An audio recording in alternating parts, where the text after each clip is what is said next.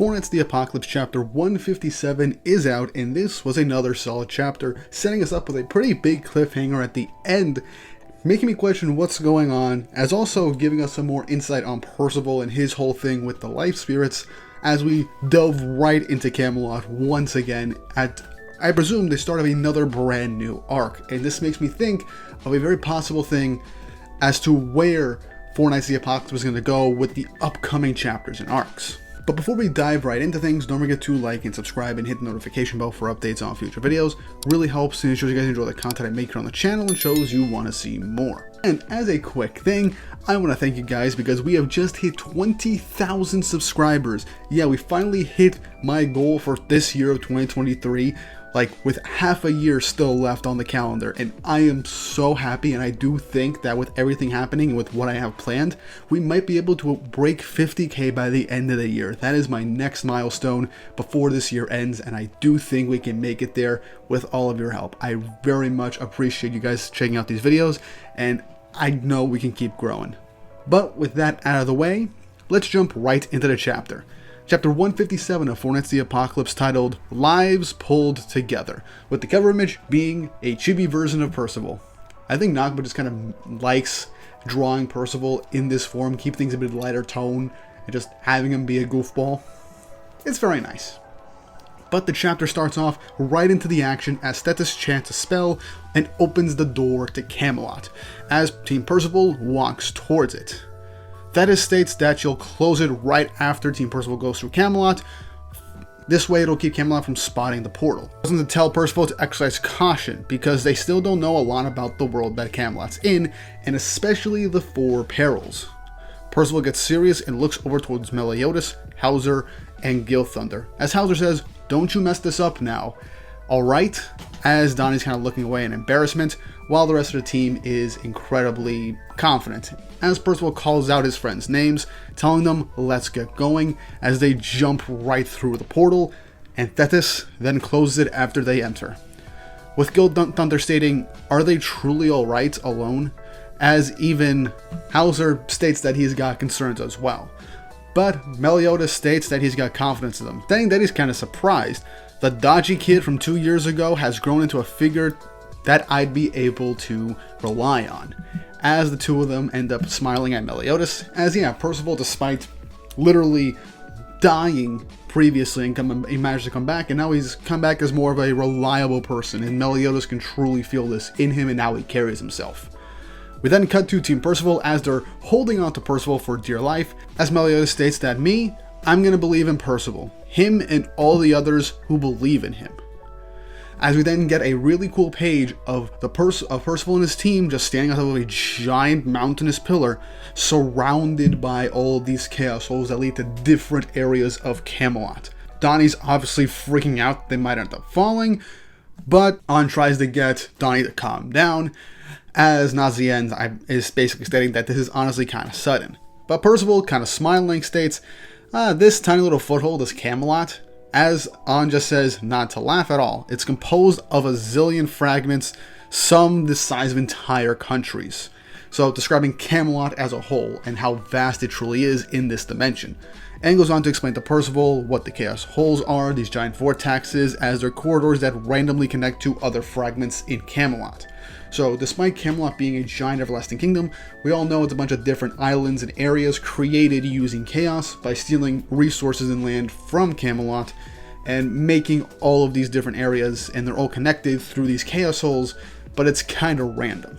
An then gives Percival a brief explanation, stating that they lost contact with Gawain and the members of the Tristan platoon, Tristan, Isolde, and Xion, a while ago. Nothing very specific, but a while could be like a year for all we know.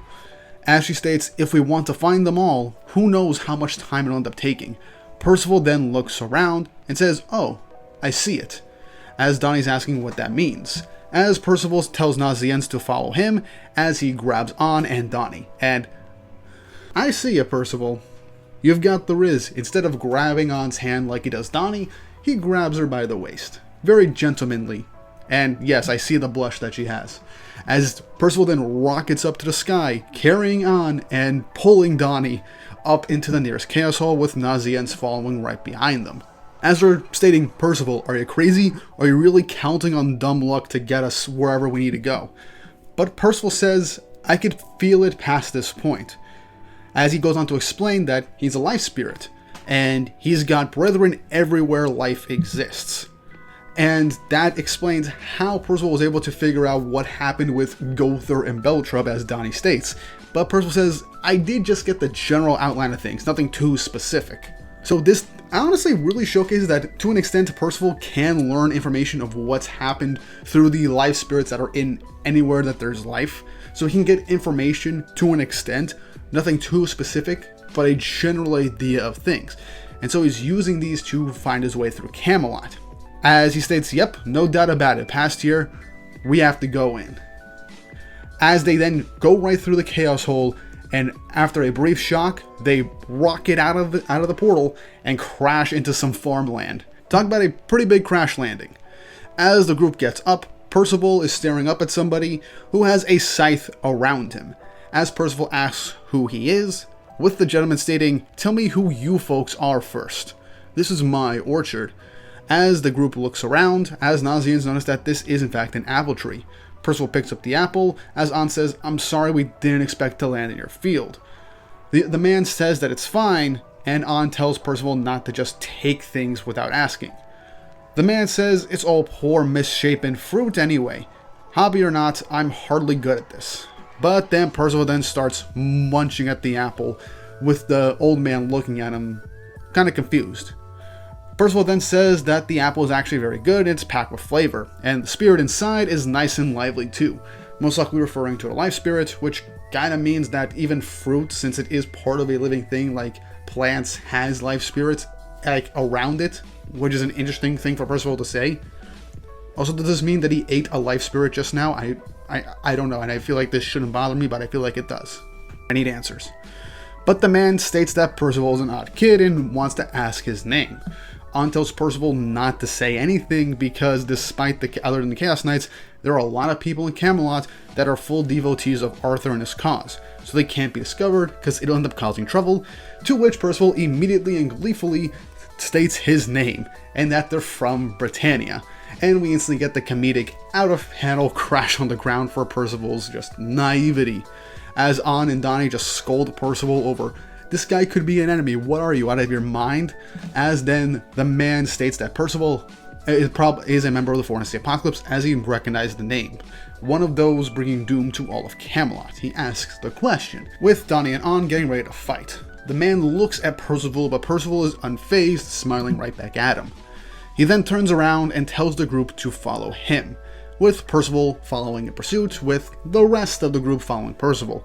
We then cut to some trees, we see a little shack, we then get an outer look at where they are in the orchard, which is a giant disc on top of a tower, and the next page, this little orchard area is on top of a mast of a giant ship-looking area, which I can only presume is part of another ancient city built through Camelot on its own piece of land.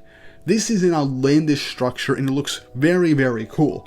Now I can only wait for the volume release when this is done, because you can tell there's definitely some finer details for the backgrounds in the ship that aren't fully fine-tuned, and Nakaba has been doing this with the future volumes, where he adds extra details that he wasn't able to do within weekly releases.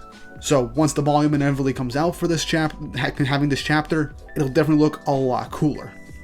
But the group ends up following the man, as they're wondering, this guy seems kind of suspicious and this could be a trap. But Percival asks for the man's name. The man stops and says his name is Kay Pendragon, son of Uther, the previous king of Camelot, and adoptive brother to Arthur, the current king.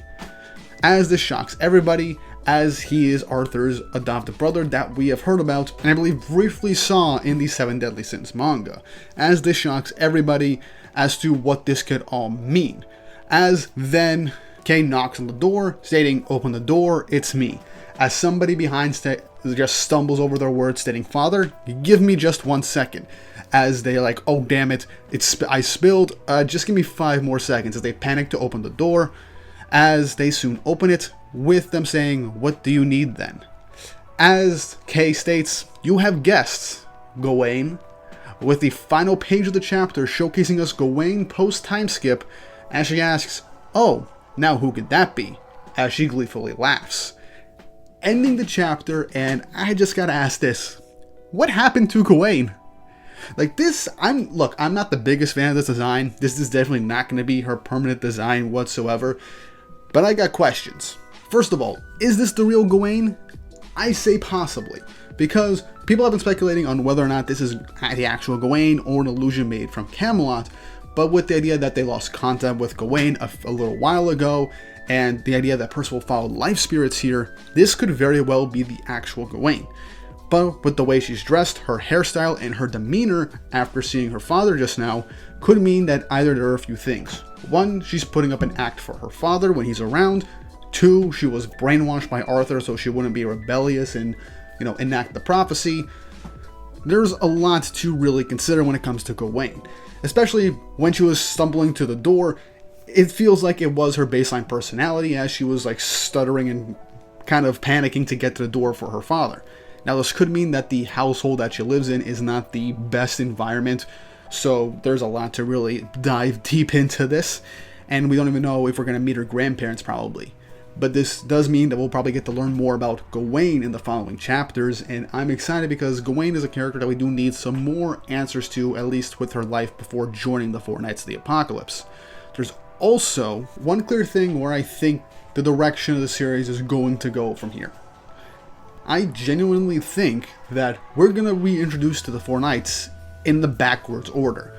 Percival, now that he's back, they're going to probably search for the Four Knights, and they have no idea where Tristan or Gawain are. And right now, the first knight that they find is Gawain. And so, since she was the first one that they found, I feel like we're going to get a little bit of time going over Gawain and having her rejoin the group. And then eventually, we'll find Tristan, go through some arc with him, and then finally Lancelot. Retrieving all four Knights of the Apocalypse with their own little arcs, showcasing what they've been through over the last 2 years, how they've developed, how they've changed, whether or not they've gotten stronger.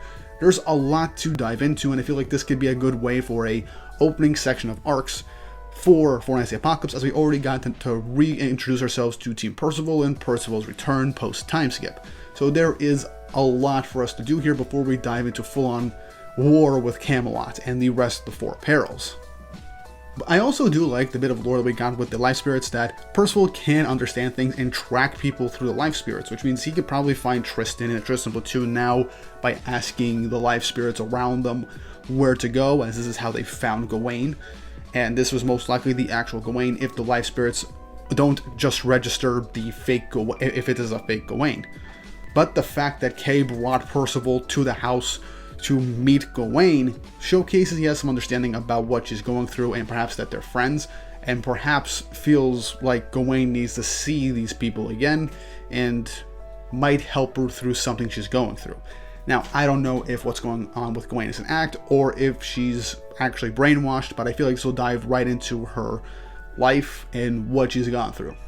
But overall, pretty solid chapter. I enjoyed it and I cannot wait for the next one. We got a break next week, but I've got some videos planned to replace a chapter review, so look forward to that, because I'm very proud of what I have coming up next. So you guys are going to be in for a treat during break week. But with all that said and done, what do you guys think? Well, how do you feel about the information we got through this chapter? How do you think the future story is going to go from here? How do you feel about what's happening with Gawain with this cliffhanger? Leave your thoughts and opinions in the comment section down below. And if you haven't already, like and subscribe and hit the notification bell for updates on future videos. Really helps, and it shows you guys enjoy the content I make here on the channel and shows you want to see more. Pretty good cliffhanger in my opinion to leave us off on before a break week. I'm actually pretty hyped.